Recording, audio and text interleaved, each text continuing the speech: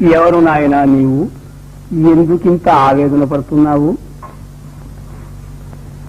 జీవిత పరమార్థం తెలుసుకోలేక ఆర్తి పడుతున్న అంధం.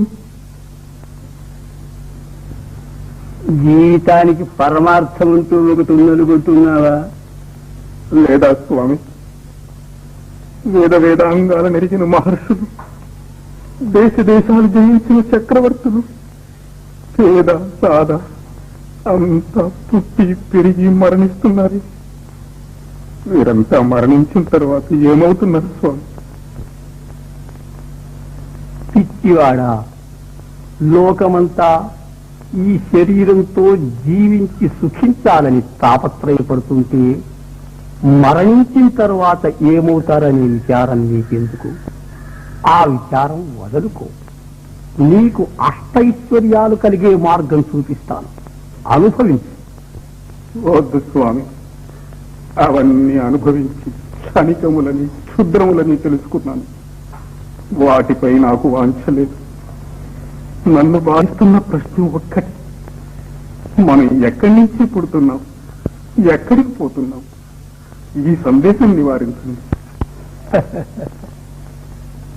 ఈ రహస్యం తెలుసుకోవటానికి దేవతలకే సాధ్యం కాలేదే మానవులకు సాధ్యమవుతుందా?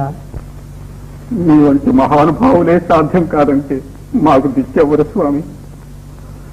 మేము ఈ దుఃఖభాజనమైన సంసారంలో కృషించి జనన మరణ ప్రవాహంలో కొట్టుకుపోవలసిందేనా? మానవుడికి తరుణోపాయం లేదా స్వామి? లేకే నాయనా, ఉంది. ఈ శరీరం విద్యలు రెండుతోనూ పుట్టింది. సంసార యాత్రకు మోక్షయాత్రకు ఇదే సాధనం.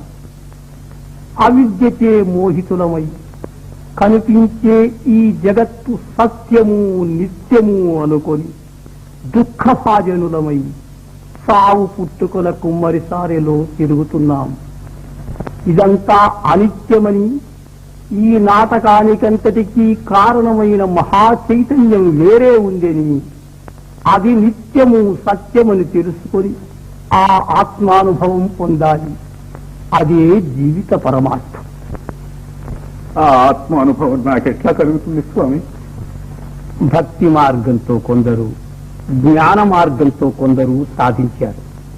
కానీ జీవన్ముక్తికి రాజయోగమే సులభోపాయమని పెద్దల మతం. రాజయోగం నాకెవరు ఉపదేశిస్తారు స్వామి?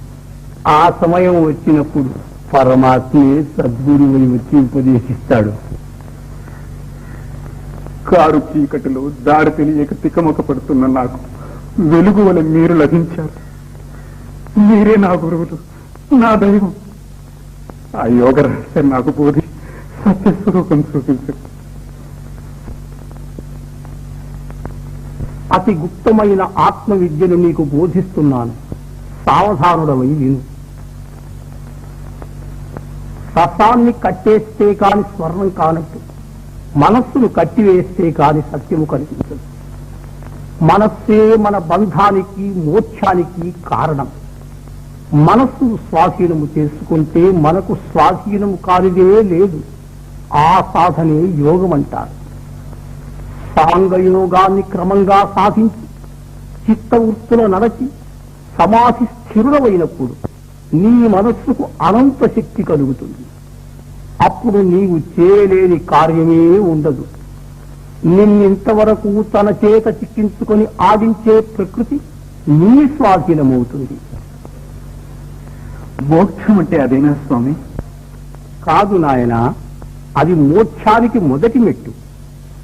ఆ అనంత శక్తి ప్రలోభానికి మోసపోక సుస్థిర చిత్తుడవై ధ్యానిస్తే స్వయం ప్రకాశము, సచ్చితానందమయము, శాశ్వతమునైన స్వస్వరూపానుభవం కేవల జ్ఞాన రూపంగా నీవు అనుభవిస్తావు.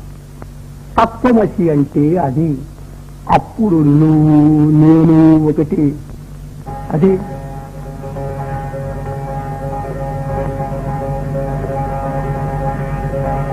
రాజయోగ సాధన చేసి అఖండ బ్రహ్మానందానుభవం పొందు.